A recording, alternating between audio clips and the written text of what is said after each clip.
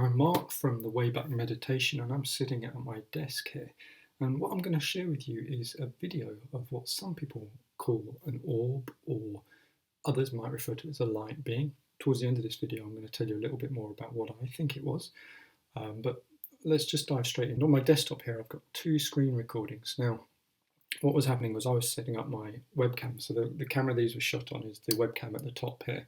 I was setting up for a video conference and I noticed these orbs, or these light things, moving around, and so a video capture of what was on the screen at the time, and so this is what I want to share with you. Now in one of these videos I've got a friend with me, and so to respect their privacy I'm going to block them out of the video footage. If I hit space on this first one, then we'll straight away, so I'll do that again. I want you to look just to the side of me between my nose and the window. Now what I'm going to do is I'm going to show you the second video very quickly. So what I'm going to do is I'm going to dive into video editing software and edit these so we can zoom in and we can have a look at what's happening. But the key thing here is I wanted to show you these are unedited files. So if I click on this and go get info, you'll see here it's a QuickTime movie. It was created on Monday the 2nd of May at 8 in the evening, and it's got the standard name for a QuickTime screen recording, and a QuickTime screen recording, and it would open with QuickTime. And the same for the other one. If we just do get info, then we can see that this one was recorded at the same time. You can see some of the settings here. It's a single audio channel, single shot, and it was encoded using the Mac OS X software, so it's recorded using QuickTime. This is the unedited footage. You can see little thumbnails at the bottom here, and so let's get into it. So you see it leaving my face and moving across to the window. Let's have a look closer. There you go, highlighted. Let's zoom in.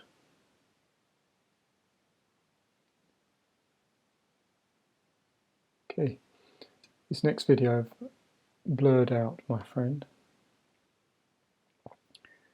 Now that's the small one heading down there, and that's the bigger one heading up.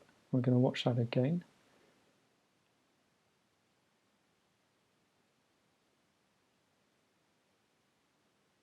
And you'll see them in a minute without the arrows, but just get an idea of where they are.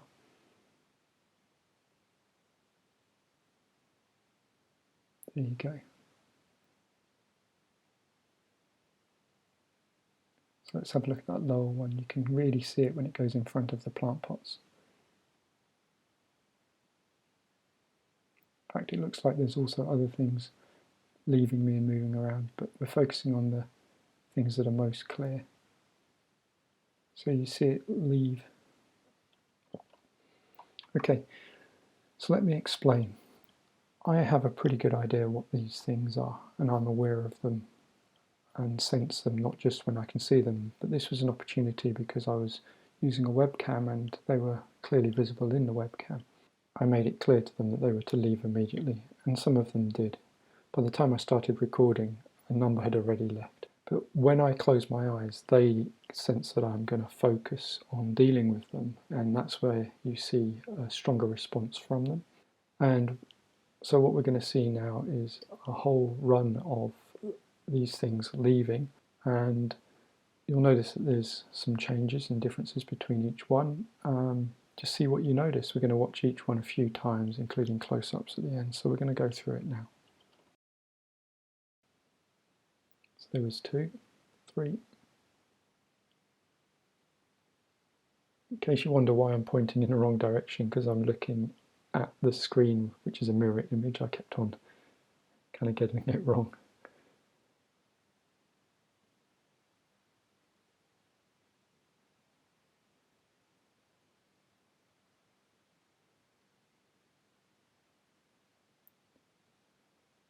And there we go, I close my eyes, they know what's coming, and the last one actually takes quite a circuitous course.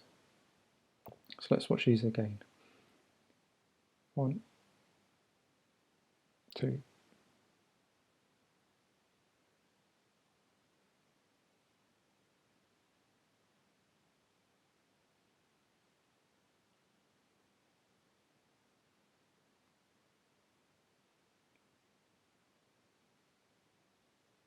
And there we go, that one's really bright. Now when I was editing I did notice a few things which I'll summarise at the end. And there we go, the last ones. Okay, so let's have a look at each of those close up. So there's one. I'm showing it a few times. Some of them are quite quick, some of them are a bit slower. And that last one, it's not sure where it's going.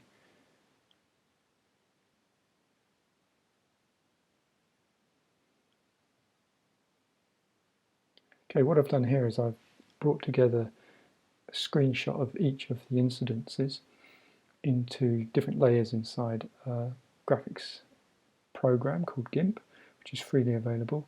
And I've masked out just the whatever these things are, and I'm highlighting them here to show you where each one is as I introduce its layer. So the base image is the same. The reason why some of them have a slightly different coloured background is because the ambient light in the room was changing as the video was being filmed. So there we go, so I've kind of highlighted each one, and to make it clearer I'm going to build a composite image and play around with the contrast a bit, and then let's just highlight them. So there we go, so this shows us these different things which seem to leave a trail as they go. That could be an artifact of the way they're being filmed in relatively low light. So there were a number of observations that we made, or I made, while reviewing this footage. And it was actually quite a useful exercise because watching it back a few times you spot a few more things. So firstly, they all seem to be located around the head. They definitely responded to my actions and my intentions. All of them headed towards the window, and this correlates with something I've observed many times, that these kinds of things tend to come and go via windows.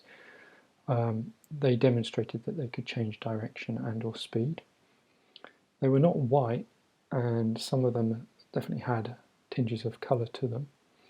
Some appeared larger, and I didn't go into it in this editing because it would be so hard to show because it's quite grainy footage, but there's definitely a sense of some of them having like an aura or a form around them. And the obvious thing is that there seem to be many of them present at the same time. Okay, so now we've had a look at that footage. A little bit about why I'm talking about these things. So I'm a spiritual teacher. I've been sharing what I know for over 20 years. I've been practicing meditation for it's about 40 years now. And I've written a number of books talking about the spiritual journey, but also about higher dimensions and things like this. Now, one of the things that I've seen online is people are talking about these orbs and rods and speculating what they might be. I've got a better idea because I was actually interacting with them. So the reason why they were leaving me was because I knew they were there and I knew what they were. And I was basically telling them, leave me alone, move away. And as soon as they realised I knew they were there, most of them scarpered straight away. And that's why by the time I got the video footage running, it was hard to capture them. Most of them had already escaped. And what I will say at this stage, because to go into it you'd need a lot of context to understand fully what these are, but all I would say is not everything that appears light is necessarily good. There's all kinds of light even around us. There's a lamp here, and there's a really interesting analogy is, if you're in a dark room and you lit a match, then that would seem like the brightest thing.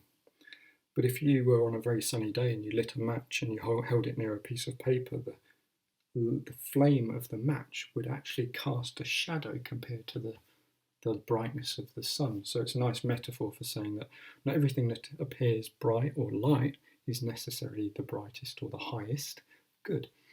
So these things, I'm kind of familiar with them. Sometimes I see them with my naked eye, but it was just happened to be that I caught them on camera this time and I wanted to share that with you. And really, if you want to know more about these kind of phenomena, or just a bigger picture of what's going on, where are these things coming from, what are they, why are they here, then I really do go into this a lot in the books that I'm currently writing. So at this time, these books are not available, but if you go to the website, theWaybackMeditation.org, let's just make this nice and big. Go to any page, really, it doesn't matter which one. There's loads of really useful things that you can get, including a free ebook. If you go here, newsletter sign up. I never really send out newsletters, but if you sign up here, then when my books are published, I'm going to be emailing everyone who's in this mailing list straight away, so they'll be the first people to know that the books are available. And so if this kind of thing interests you, sign up. There's no obligation. The book's going to be priced not for profit, because really our goal here is just to help people understand a bit more about what's going on spiritually and to get most out of life from a spiritual, awake human perspective. So God bless you. Peace be with you.